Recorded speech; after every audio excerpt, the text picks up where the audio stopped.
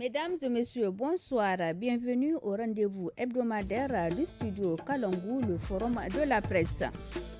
Nos programmes sont diffusés via donc notre réseau 52 radios partenaires ainsi que 7 télévisions dans tout le Niger. Cette semaine, les sujets qui ont dominé l'actualité s'articulent autour de la conférence de presse animée par le commissaire européen sur la gestion des crises alimentaires et nutritionnelles au Niger. À suivre également l'analyse de nos confrères sur la hausse des prix de certains produits de grande consommation au Niger depuis le dernier trimestre de l'année 2021. Nous parlerons également de la 7e édition du Salon de l'agriculture, de l'hydraulique, de l'élevage et de l'environnement Sahel Niger 2022, tenu du 25 février au 2 mars au palais du 29 juillet. Pour commenter et analyser tous ces faits, j'ai le plaisir de recevoir dans ce studio El Haj Suleiman Mamadou, directeur de rédaction du journal Niger Inter. Bonsoir El Haj Suleiman. Bonsoir Fatih. Ousseini Issa, journaliste indépendant. Bonsoir Ousseini. Bonsoir Fatih. Et Memoun Gado, journaliste indépendante. Bonsoir Memouna. Bonsoir Fatih. À la modération, je suis Fatih Zakari.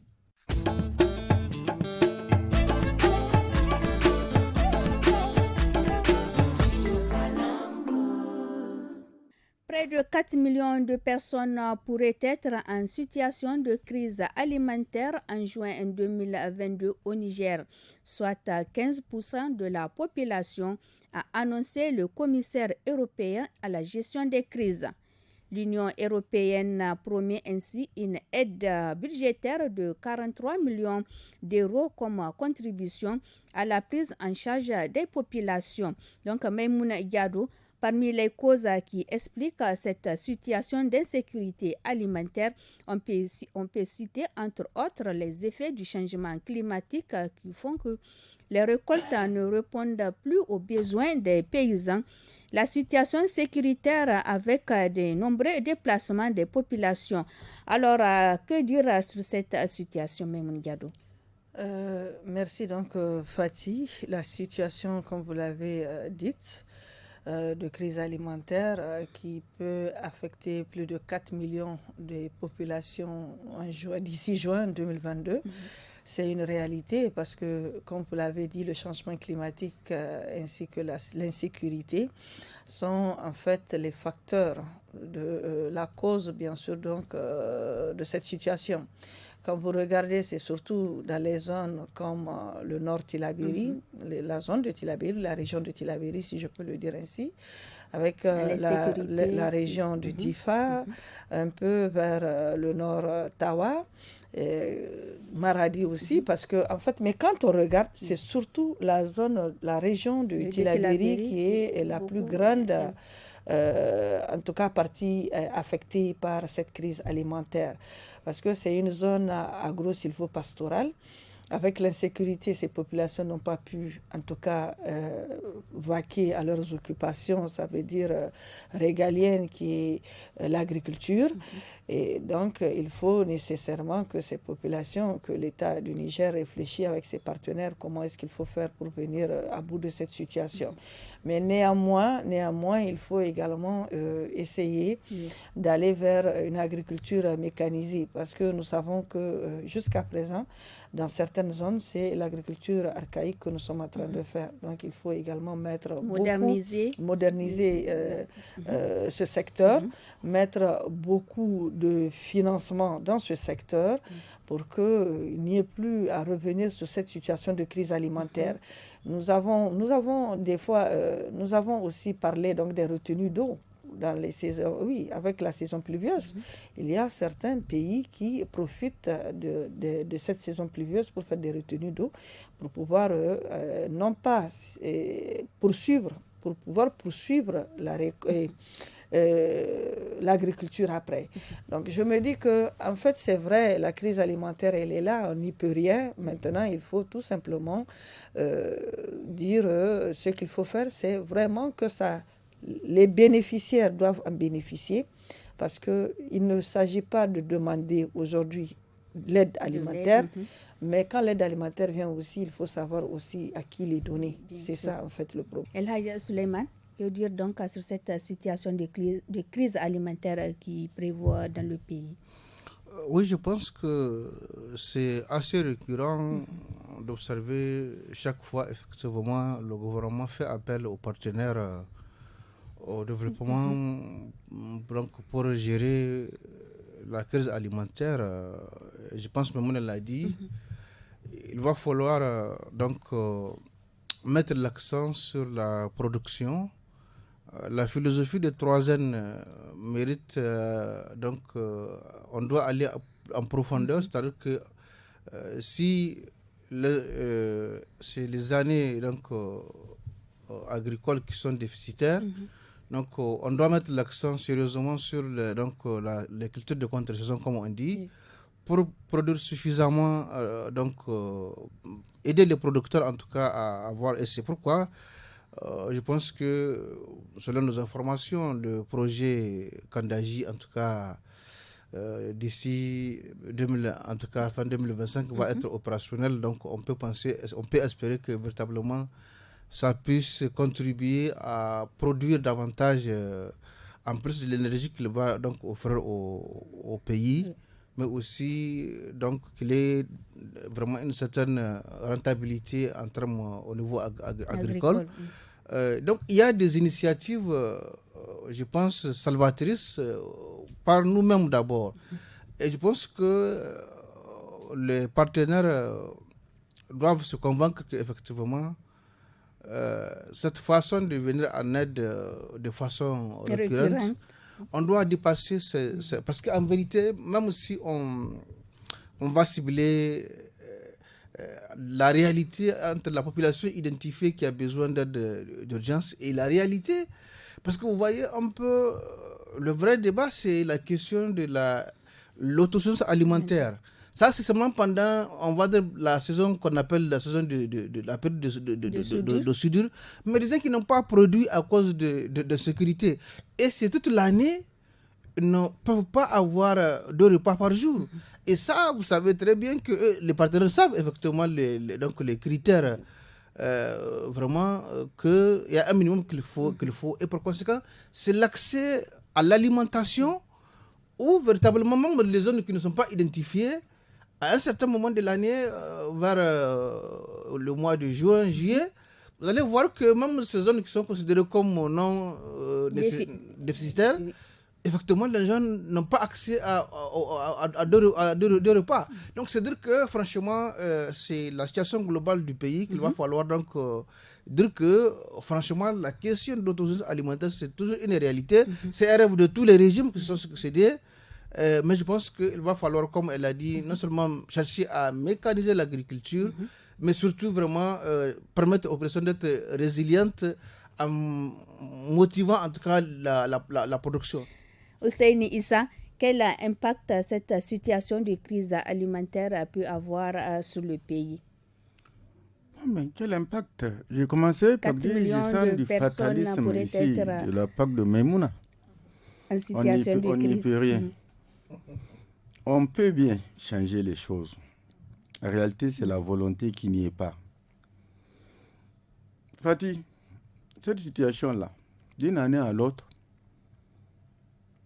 chaque fois qu'on finit une campagne agricole, on dit qu'il y a déficit. Ça signifie quoi? Ça signifie qu'il n'y a pas un véritable accompagnement des paysans, des producteurs ruraux. N'est-ce pas? On fait des plans, on met en place des initiatives, mais on reste dans la théorie. Il faut dépasser la théorie. Venir faire des ouvrages, de ceci, cela, c'est de l'argent que on injecte dedans inutilement. Il faut aller vers les paysans, les organiser, créer les conditions pour qu'ils puissent avoir, dans des conditions souples, des matériels leur permettant de pouvoir produire en quantité. On dit que la saison de pluie n'a pas été bonne. Mais qu'est-ce qui prouve que l'année prochaine, la pluie va être abondante? Cette année, tout le monde a vu quand ça a débuté, c'était bien. Et vers la fin du mois d'août, ça s'est arrêté net. Au moment justement où les cultures avaient besoin de l'eau. D'eau. Il n'y a pas de miracle. Quand on est dans un contexte où le climat, on n'a pas une maîtrise sur ça. On parle de changement climatique, les gens se contentent de dire dans le discours. Il faut mobiliser les eaux, créer les conditions pour qu'à partir des eaux mobilisées, développer l'agriculture irriguée. Vous avez visité quand même un peu, comment on appelle ça, la foire, les gens d'Agadez qui sont venus. La foire maraîchère. Voilà, vous avez vu ce qu'ils produisent. Est-ce qu'il pleut en quantité dans la région d'Agadez? Il n'y a pas suffisamment de pluie. C'est les eaux. Les oasis. C'est ça, ils exploitent et ils font des recettes importantes. C'est-à-dire les changealots, les oranges, tout ce qu'ils apportent là. Il y en a qui ont fait des recettes de plus d'1 million, 2 millions, 3 millions, qui peuvent leur permettre d'acheter du mil, en tout cas des céréales pour pouvoir manger et tenir. Mais il faut toujours tendre la main. Moi, je dis, c'est une honte pour un pays. Qu'à la fin de chaque campagne agricole, on dit il y a des déficit, on va aller dire aux partenaires, Allah, venez. Si vous ne venez pas, il y a tel nombre de personnes qui vont crever de faim. Comment ils peuvent nous respecter? On a le même, laisse-moi finir, on a la même architecture au niveau, comment dirais-je, le même climat que le Burkina Faso, n'est-ce pas? Est-ce que vous avez entendu le Burkina dire, on a besoin, chaque année, on n'entend pas ça. De temps en temps, ça arrive. Mais ce n'est pas de manière... Parce que tout simplement, ils ont compris la politique qu'il faut mener. C'est la politique de l'exploitation de l'eau de surface, les eaux souterraines, pour pouvoir produire en quantité. Mais ça nécessite l'accompagnement de l'État, l'organisation des paysans. Mais Mounigado, alors pour faire face à cela, le gouvernement a lancé ce 15 février un plan de soutien et de réponse humanitaire à 2022 avec un budget de 219 milliards de francs CFA. Alors, que faut-il retenir sur ce plan de réponse humanitaire mis en place par les autorités? Mais le plan mis en place par les autorités, c'est ce que nous sommes en train de dire. C'est ce que Hussein vient de dire, qu'on n'a pas besoin à chaque fois de tendre la main à ces partenaires-là pour qu'ils puissent nous venir en aide. Parce que si chaque année, comme il a dit, il faut que ces partenaires viennent au secours du Niger pour faire sortir 4 millions ou 6 millions de la famine, donc c'est vraiment mal vu. Mais je me dis que quand la situation est là, on ne peut rien. Quand la situation est là, on est obligé de tendre la main des fois pour qu'on vienne nous aider. Mais maintenant, pour que ça ne soit pas chaque année, il faut que nécessairement nous-mêmes, l'État, nécessairement investisse dans ce secteur, comme on l'a dit. Sinon, si on n'investit pas dans ce secteur, on sera obligé de tendre la main. Il y a ce que Alage a dit tout à l'heure, les 3 N. Les 3 N, c'était vraiment pour accompagner, en fait, nos cultures. Ça veut dire pour accompagner l'autosuffisance alimentaire. Mais aujourd'hui, on a comme l'impression que 3 N aussi, ça n'existe plus. C'est comme si c'est de la politique, en fait. Mais il n'y a pas de concret. Donc, il faut aller vers le concret. Il faut améliorer ces cultures. Il faut donner le pouvoir de pouvoir acheter les engrais moins chers, vendre ça moins cher à ces cultivateurs, donner la possibilité, comme il l'a dit, de créer des banques agricoles suffisamment qui vont accompagner ces cultivateurs. Parce que tout ce que tu entreprends, s'il n'y a pas, en tout cas, un soutien financier de la part de l'État, tu ne peux pas, en fait. Vous ne pouvez pas arriver à ce que vous voulez faire.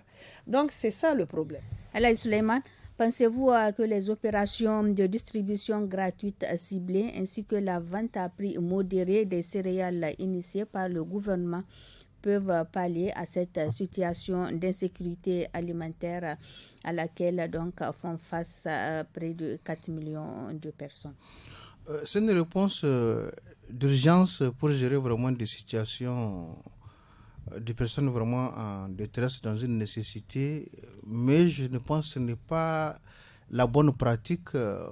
Moi, à l'occasion d'un atelier de cela 2 ans à Agadez, j'ai vu un ancien, un agronome à la retraite qui parle de 5 N, c'est possible.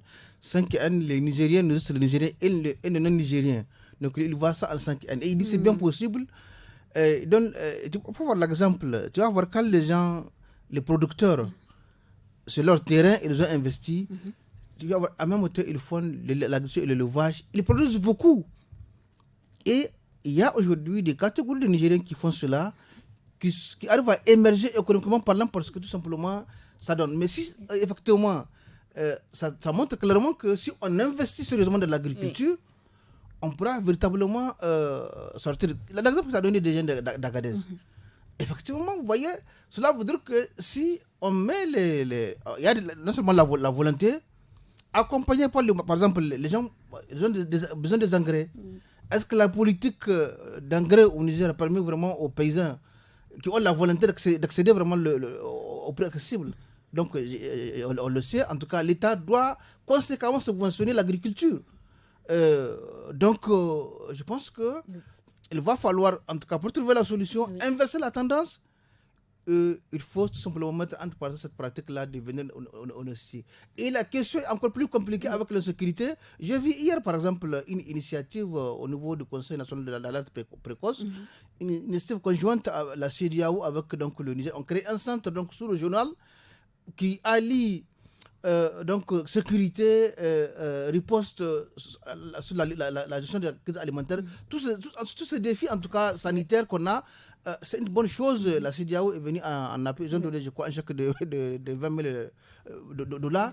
Et ça peut vraiment prévenir.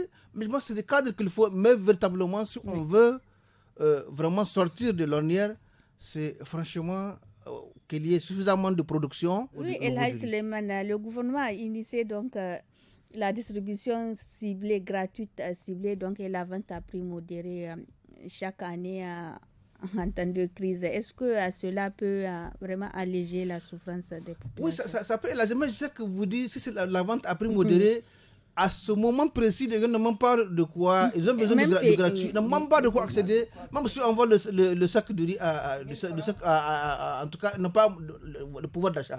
Et vous voyez, maintenant, on en parle effectivement de cette flambée de prix. Donc, en vérité, je dis c'est des façons cosmétiques de gérer pour le moment les questions d'urgence.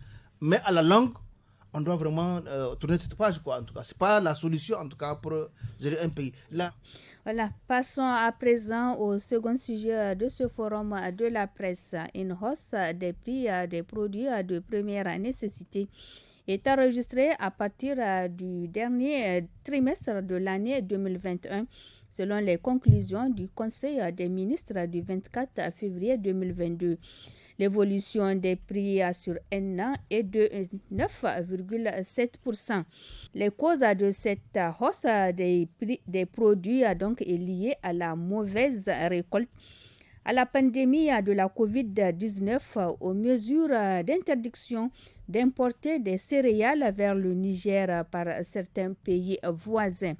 Ousseini Issa, comment expliquer réellement cette hausse des prix des produits de première nécessité au Niger? Bon, quand j'ai un peu parcouru la communication du ministre de l'Agriculture, il y a un passage où il disait que par rapport à un certain nombre de produits, c'est la loi de l'offre et de la demande.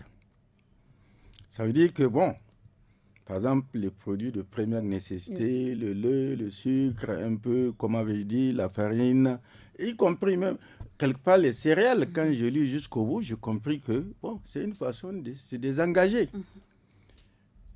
Bien évidemment, le commerçant, quand on lui dit, l'argument consistant a dit, bon, à cause de Covid, le coût de transport a augmenté, n'est-ce pas? C'est ça le principal argument. On parle de sécheresse par là, en tout cas, mauvaise campagne agricole et tout et tout. On parle d'insécurité et tout. Bien évidemment, ça arrange les commerçants. Voulez-vous qu'eux, ils perdent quelque chose dedans? Non. Dans un pays, un gouvernement doit pouvoir prendre ses responsabilités, tenant compte du revenu des populations. On ne peut pas laisser les gens faire à leur guise. Par exemple, j'ai observé un produit, l'huile. Chaque semaine, ça augmente le prix du litre. Chaque semaine, il y a une augmentation sur le prix du litre.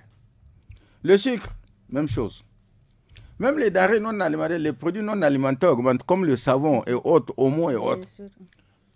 Est-ce que le gouvernement ne peut pas, connaissant bien ce quoi jusqu'à l'arrivée, combien le commerçant dépense, est-ce que le gouvernement ne peut pas dire, bon, plafonner, voilà les prix, et on les impose. Maintenant, on informe les citoyens. Vous voulez du sucre, le paquet de sucre fait 1000 francs. Personne ne doit vendre un paquet de sucre à 1200 ou 1300. Bientôt, c'est le mois de jeûne. Ça dit que d'ici là, ça va aller à 1500, n'est-ce pas? Le gouvernement voit, il observe.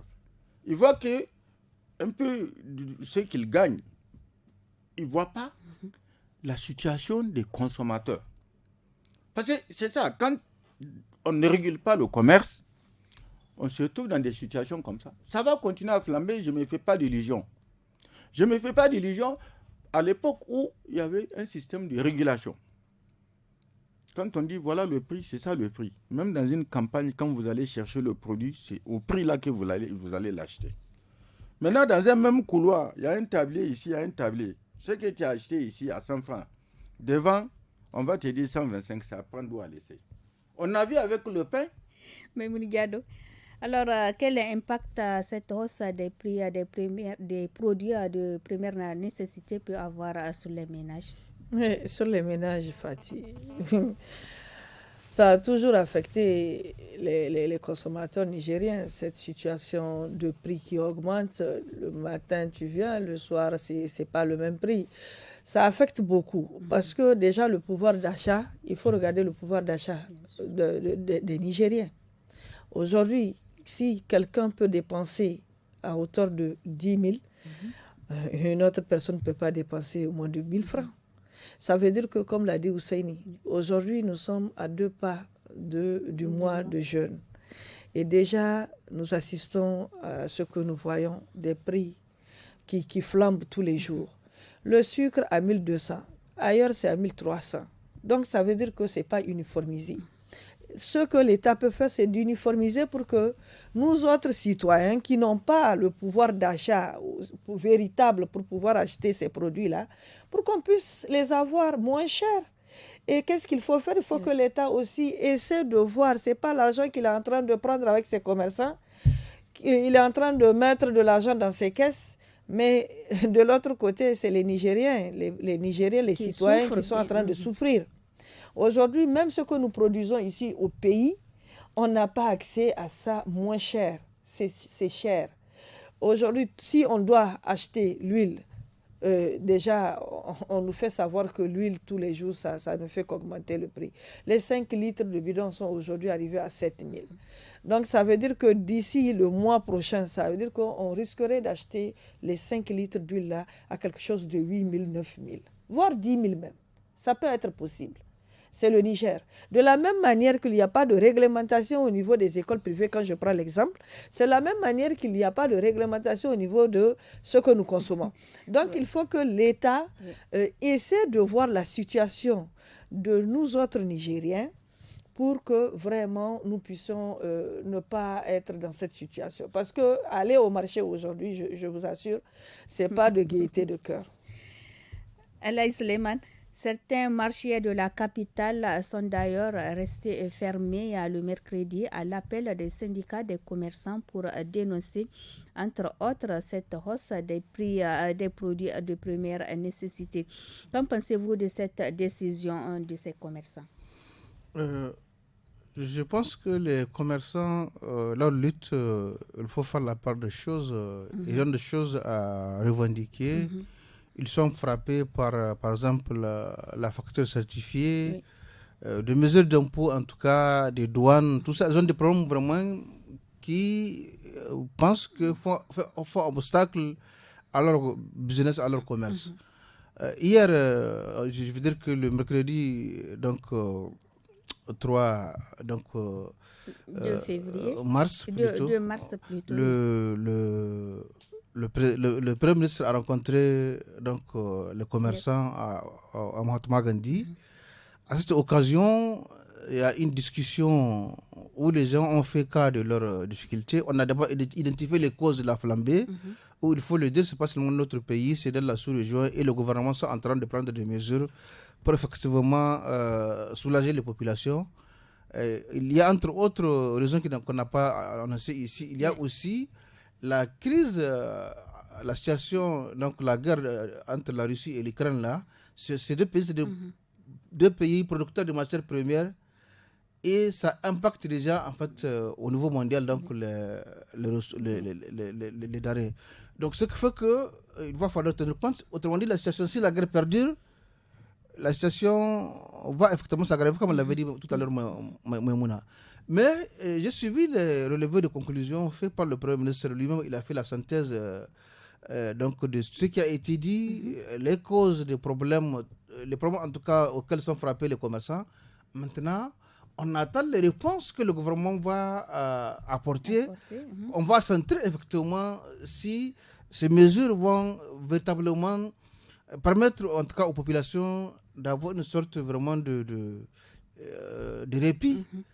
Parce qu'en tout cas, la tendance, si vraiment elle continue, franchement, les jeunes n'auront pas accès au minimum vital, parce que simplement, déjà avant cela, il faut le reconnaître, le revenu du Nigérien moyen, en tout cas, c'est très faible. Donc cela veut dire que si déjà à l'État, bien avant cette situation, la situation était compliquée, si effectivement le sucre en farine que vous avez par exemple avant le kilo à 500, il est maintenant aujourd'hui à 700, 750. Donc vous voyez, ça c'est des situations qui grèvent vraiment le budget au niveau des familles vraiment vulnérables.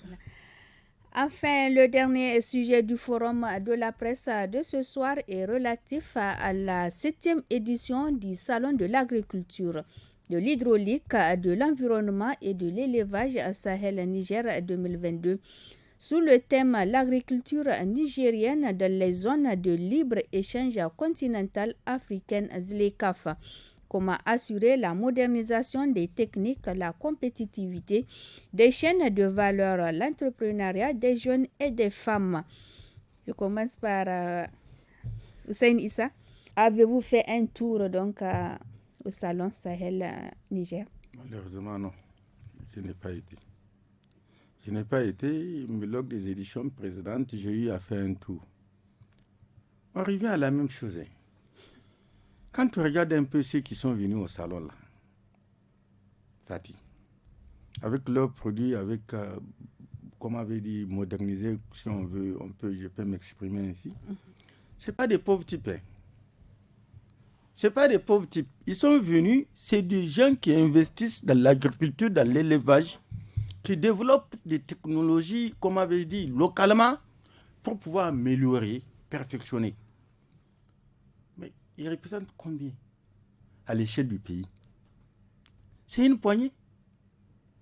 Le gros de la troupe, ce sont ces paysans-là qui sont toujours avec Daba et Hilaire. Parce qu'ils n'ont pas les ressources, ils n'ont pas les moyens pour pouvoir exploiter leur terre avec efficience. Parce que tout le problème est là. Ils n'ont pas les moyens d'acheter des engrais. Ils n'ont pas les moyens d'acheter du matériel aratoire, comme on avait dit, moderne ou semi-moderne même. Ils n'en ont pas. C'est toujours la même chose. Bon, ils sont venus, tout le monde est content, tout le monde a vu, voilà comment on peut transformer le mil, voilà quel mécanisme on peut. Mais tout ça, ça demande de l'argent. Ça demande un accompagnement. Ce n'est pas des gens pauvres, type un pauvre paysan qui est là-bas dans son coin vers Balayara, un peu dans la brousse de Balayara, là, en profondeur. Ce n'est pas lui qui peut venir à ce salon-là présenter quelque chose. Parce qu'il n'a rien à présenter. Il n'a peut-être même pas à manger. C'est pour ça que j'ai dit, ça revient. Ce salon-là, venez dire, voilà ce que nous produisons. Voilà ce que quelques Nigériens produisent. Qu'on peut dupliquer, si l'État veut bien, on peut dupliquer, créer les conditions pour que les populations, même qui n'ont pas suffisamment de ressources, puissent avoir des mécanismes de soutien pour pouvoir faire ce type de production-là. Mais est-ce qu'il y a cet accompagnement? Il n'y en a pas. Quand vous visitez certains jardins dans les parages le long du fleuve, un peu même en profondeur, Mais vous allez constater, vous allez voir des merveilles. Mais les gens, ils investissent, c'est l'argent. Ce n'est pas... Mais quelle que soit ta force physique, qu'est-ce que tu peux faire quand c'est tes muscles que tu mets, seulement tes muscles? Tu peux faire quoi? Voilà un peu l'enjeu. On dit l'agriculture, l'élevage, les deux mamelles. Qu'est-ce qu'on met véritablement en termes même de budget? Ça n'atteint pas 10%. Alors, les instruments qui sont là, qui devaient normalement accompagner, on a démantelé les instruments, comme l'ONAHA, comme un peu... tout ça. Quand j'ai vu ICRISAT partir d'ici, l'ICRISAT, le centre était ici au départ, pendant des années et des années. Quand ils ont vu que, bon, ils font des choses intéressantes, mais que les gens ne s'intéressent pas. Ce n'est pas que les gens ne s'intéressent pas, c'est parce que les gens n'ont pas les moyens de pouvoir accéder, parce qu'il faut payer. La richesse, ça demande beaucoup d'argent. Ils font du social. Ils se sont délocalisés pour aller au Burkina, une autre partie au Mali. Il n'y a pas de miracle. Vous avez fait un tour à la foire Sahel-Niger? Oui, j'ai vu un peu le niveau de festival du Mil. Ils ont fait coïncider le Sahel, le salon avec Festimil. Avec Festimil. Le salon a commencé le 26 au 2. Le festival du Mil a commencé du 28 au 2. Donc, ils ont fait la clôture. Donc, l'idée, c'était vraiment très intéressant. Moi, le plus important, c'est le partage d'expérience. Donc, parce qu'il y a, je crois, d'autres pays, je crois que 6 à 7 pays qui étaient venus. Donc, c'est cette façon de partager les expériences. Il a dit effectivement, il faut encore avoir les moyens d'investir parce qu'on peut avoir de bonnes recettes, mais lorsqu'on n'a pas le minimum, en tout cas, pour implémenter, pour vraiment faire ça, c'est un obstacle. Et comme il l'a dit, je confirme effectivement, on a vu des producteurs, en tout cas privés, au niveau vraiment de l'agriculture et de l'élevage, qui n'ont rien à envier. En tout cas, ça montre l'expérience, parce que c'est ici privé, mais ça prouve qu'ici, il y a beaucoup qui sont accompagnés à le faire. Ça pourra... Effectivement, c'est une chose sur le marché, c'est des Nigériens qui produisent ça. Donc, par exemple, des privés. Moi, par exemple, vous avez été beaucoup marqué par... Mais bien sûr, on est marqué. Par exemple, vous allez voir qu'avec le Mil, quand je parle du festival du Mil, les différentes variétés de l'utilisation qu'on pourrait en faire, mais aussi la réflexion, comment produire, adapter ça au défi climatique, comment justement réfléchir, comment faire du Mil adapté donc à ces défis, donc changement climatique. Et donc tout ce que c'est comment on appelle, ces panels qui ont été animés en tout cas de réflexion, où les scientifiques, vraiment des gens sont venus partager leur expérience. C'est une très bonne chose. Et je pense que le ministère de l'Agriculture, ce qu'ils sont en train de faire, en tout cas, je pense qu'on a vu l'autre fois au niveau des paysans, ils ont fait une sorte de forum donc des paysans dans l'optique de les aider comment en fait avoir accéder à l'investissement, comment investir en tout cas de l'agriculture. C'est une très bonne chose, mais jusqu'ici je pense que comme dirait l'autre, on voudrait voir concrètement. C'est parce que on a vu en amont donc cette question de gestion de crise alimentaire qui est récurrente. C'est la voie idoine. Effectivement, il a raison. Quel est l'apport du budget national pour l'agriculture? On va nous dire qu'avec l'insécurité ambiante, il faut attendre. Mais je pense que fondamentalement, même la question elle-même de sécurité, on a vu son pendant, c'est aussi la question de développement, parce que aussi c'est le manque de moyens de substance qui fait que souvent certains sont recrutés. Ça a roulé en tout cas dans le mouvement terroriste. Bref, je pense que c'est une très bonne chose. Mais je dis que la question montre véritablement le défi que nous avons de produire de la nourriture pour nous-mêmes. Parce qu'en réalité, comme on dit les Chinois, il vaut mieux t'apprendre en tout cas à comment pêcher que vraiment de te donner du poisson. Et c'est cela justement le défi. Et tant que les gens n'arrivent pas à produire, notre confrère Moussa Kaka pour vraiment en parler. Une fois on est allé à son jardin, il dit moi quand le patron de 3 ans m'avait appelé, il dit viens je vais te montrer, parce qu'autrement dit déjà lui il est en avance, parce que j'ai vu le système d'arrosage israélien dans son jardin. Franchement c'est impeccable de voir lui, il produit vraiment de sorte que à partir de son exemple que j'ai vu, il est possible effectivement, il suffit d'avoir des moyens, investir dans l'agriculture effectivement, pour vraiment tout simplement oublier certaines choses, et vous allez voir qu'effectivement, comme on l'a dit, la terre ne ment pas, effectivement, ça permet véritablement de faire des rêves, d'investir, parce que vous allez voir que ces gens-là, ces producteurs privés, ils inondent le marché avec le citron, tout ce produit en tout cas de recherché pendant une certaine sur le marché. Et au cours, au cours de cette foire, les femmes ont beaucoup participé. Quelle appréciation donc faites-vous donc de la participation de ces femmes et surtout de l'engagement des jeunes dans la transformation on a même vu au niveau de la remise des prix, effectivement, les femmes qui ont eu des prix, ça montre véritablement aussi que la femme est présente dans la production. Et c'est une très bonne chose. Dans tous les cas, il ne faut pas se leurrer, aussi au Niger, la femme, elle est très présente. Moi, je connais la vie au village, je vois comment, par exemple, tu vas voir des mères de famille, le mari il est ailleurs, à la côte, mais c'est madame qui s'occupe du champ avec les enfants. Donc c'est une réalité, effectivement, les femmes au Niger participent à la production agricole. Et si vous voulez les appuyer, on va voir le miracle. Maimouna Diado, vous étiez donc en déplacement, donc vous n'avez pas pu visiter la foire Sahel Niger. Mais je te rappelle que le thème donc, de cette deuxième édition, qui est donc l'agriculture nigérienne dans la zone de libre-échange continentale africaine ZLECAf, comment assurer la modernisation des techniques, la compétitivité des chaînes de valeur, l'entrepreneuriat des jeunes et des femmes. Donc, comment il faut donc améliorer l'organisation du Sahel Niger pour qu'il soit plus bénéfique aux participants. Voilà comment, vous l'avez dit Fatih, bon, je n'ai pas pu vraiment visiter cette foire. Mais comment est-ce qu'il faut améliorer la foire pour que ça soit plus visible? C'est une foire de toutes les manières. C'est une exposition des produits agroalimentaires de chez nous.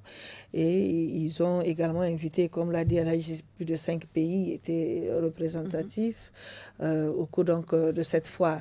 Maintenant, comment l'améliorer? C'est vraiment de les soutenir, de soutenir les réalisations faites par ces femmes, ces hommes, ces jeunes, pour que l'année prochaine, pour qu'il y ait plus de production, pour qu'il y ait plus de jeunes, pour qu'il y ait plus de femmes et plus d'hommes qui accèdent donc à l'agro-sylvo-pastoral. Donc c'est un accompagnement de tout ça que l'État doit mettre en avant. Et également, parce que quand on dit la promotion de l'agriculture et de l'élevage, c'est justement pour que l'année prochaine, pour qu'on puisse voir la réalité des choses. Il faut que ça soit, qu'on ait plus de quoi montrer l'année prochaine. Donc, ça veut dire que déjà que les jeunes ont compris qu'il faut aller vers l'entrepreneuriat. Les femmes aussi ont compris qu'il faut aller vers l'entrepreneuriat. Donc, maintenant, c'est déjà un atout pour le pays. Parce qu'il nous faut quelque chose à vendre dans les autres pays. Et je pense que, comme on parle de ZLECAf, le Niger a quoi à vendre d'abord dans les autres pays. Maintenant, il faut réfléchir à une quantité, mais à une qualité de produits que nous pouvons vendre au-delà de nos frontières. C'est très important. Il ne suffit pas de venir montrer ce que nous produisons. Mais ce que nous produisons aussi, il faut la qualité dans tout ça.